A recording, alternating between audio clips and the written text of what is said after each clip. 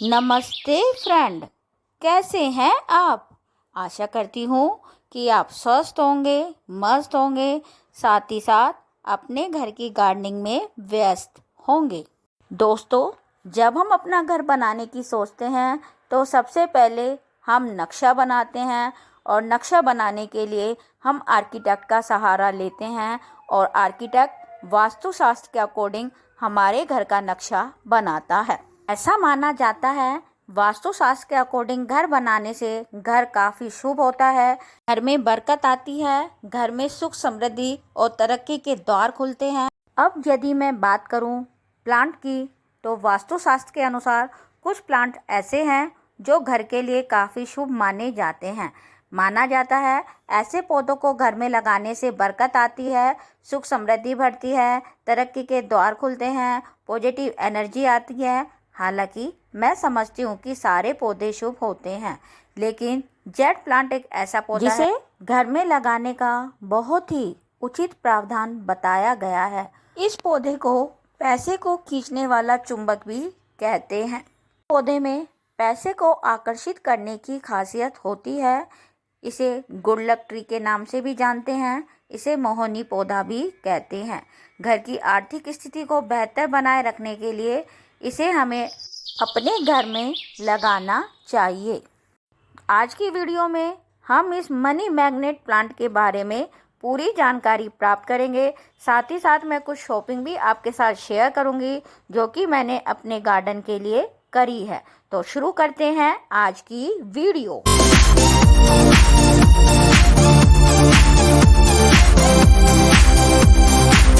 Jade plant, जिसे crassula ovata या elephant Bush के नाम से भी जाना जाता है।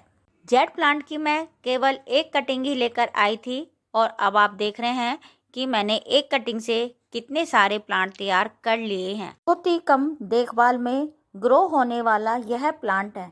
आप इस प्लांट को चाहे छोटे पॉट में लगाएं, बड़े पॉट में लगाएं, आसानी से यह प्लांट ग्रो हो जाता है और इसके लिए कुछ एक्स्ट्रा एफर्ट करने की नीड नहीं होती है। जेड प्लांट की बोनसाई और टोपियरी दोनों ही बनती है। आप देख रहे हैं कि मेरी इस ट्रे में जो जेड प्लांट है उसका जो स्टेम है कितना थिक है और आप इसकी रूट्स भी देख रहे हैं। मैं इस ट्रे में इस जेड प्लांट की बोनसाई बनाने की कोशिश कर रही हूँ और मुझे इस तरह की शेप देने में 2 साल लग गए हैं। और आप इनका स्टेम भी देख रहे हैं, इनका स्टेम कितना थिकी और मैच्योर हो रहा है। को कुछ और बोनसाई दिखाती हूँ जेड प्लांट की। ये देखो, एक दूसरी बोनसाई है और इसका भी आप स्टेम देख रहे हैं। यहाँ पर मैंने वायरिंग भी करी हुई है। आप देखो ऊपर की तरफ किस तरह जो पत्तियां हैं क्लस्टर के रूप में कलेक्ट हो गई है। देखो इसकी दूसरी ब्रांच है, इसमें ग्रोथ कुछ कम हो रही है। इनकी रूट देखो किस तरह डेवलप हो रही है। प्लांट्स को शेप देने के लिए इसकी जो साइड से इस तरह से लीव्स होती हैं, मैं उनको टाइम टू टाइम रिमूव करती रहती हूँ। प्लांट की पत्तियां देखो फ्लैशी ग्रीन होती हैं, जिनके अंदर पानी स्टोर होता है और पानी स्टोर होने के कारण ही जेड प्लांट सक्कुलेंट फैमिली से बिलोंग करता है। इस प्लांट को ओवर वाटरिंग बिल्कुल पसंद नहीं है। यह प्लांट किसी भी तरह के सॉइल मिक्सचर में आसानी से ग्रो हो जाता है, लेकिन इसे ओवर वाटरिंग बिल्कुल पसंद नहीं है। यदि बात करें जेड प्लांट के लिए सनलाइट की, तो जेड प्लांट को ऐसी जगह रखें यहाँ डेली की 4 से 6 घंटे तक की डायरेक्ट या इनडायरेक्ट सनलाइट जेड प्लांट पर पड़े। जेड प्लांट को घना करने के लिए इस तरह ऊपर की टॉप जो 2 या 3 लीव्स होती हैं उन्हें टॉप से रिमूव कर दें और इस प्रोसेस को पिंचिंग करना कहते हैं। पिंचिंग करने से हमें 2 फायदे होंगे। एक तो जेड प्लांट काफ़ी बुशी हो जाएगा, दूसरा इस तरह की जो पत्तियां या छोटी छोटी स्टेम निकलती हैं उन्हें हम सोइल मीडिया में लगाकर नए नए पौधे ग्रो कर सकते हैं।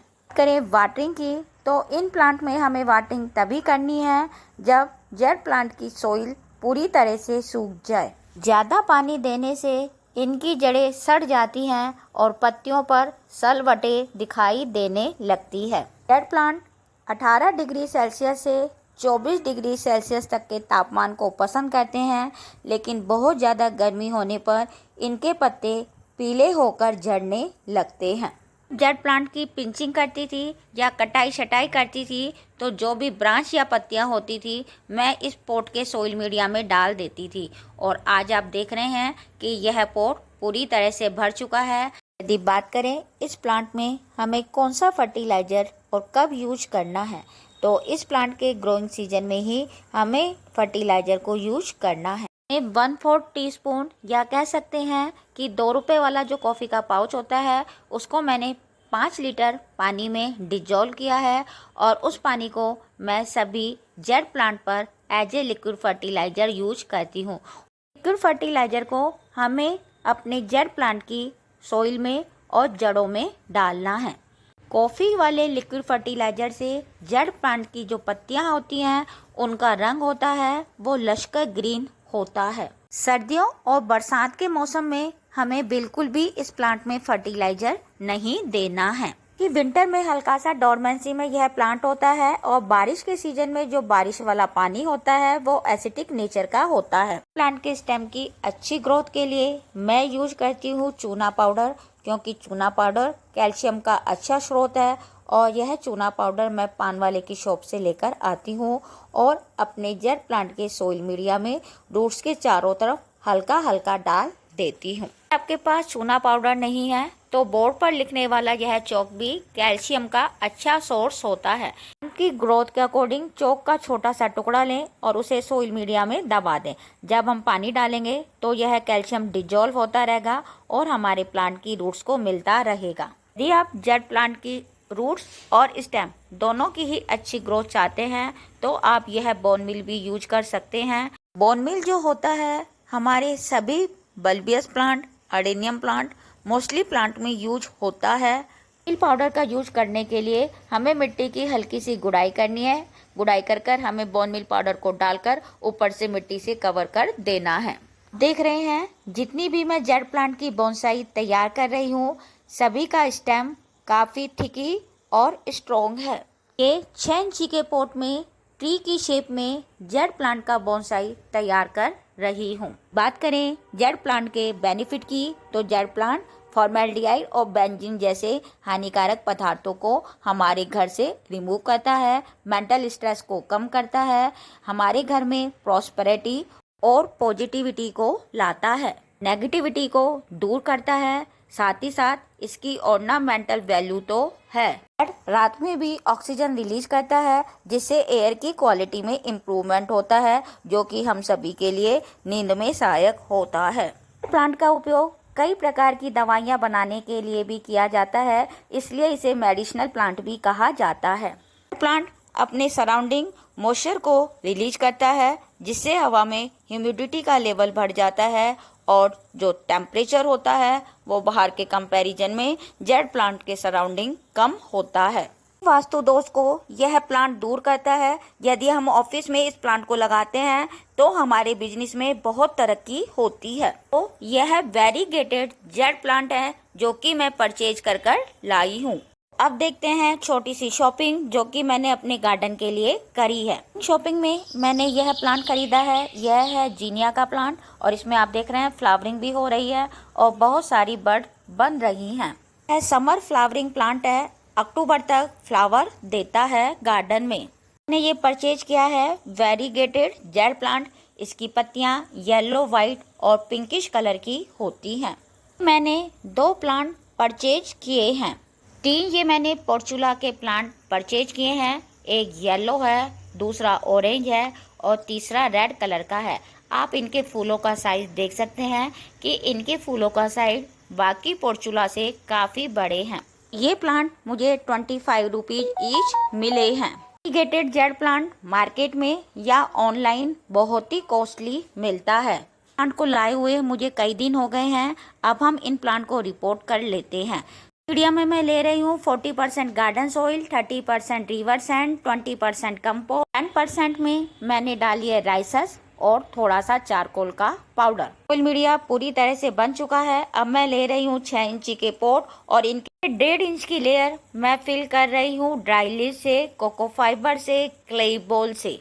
करने के बाद मैं इसमें थोड़ा सा सॉइल मीडिया फिल कर रही हूँ और उसके बाद हम अपने प्लांट को रिफिल करते हैं।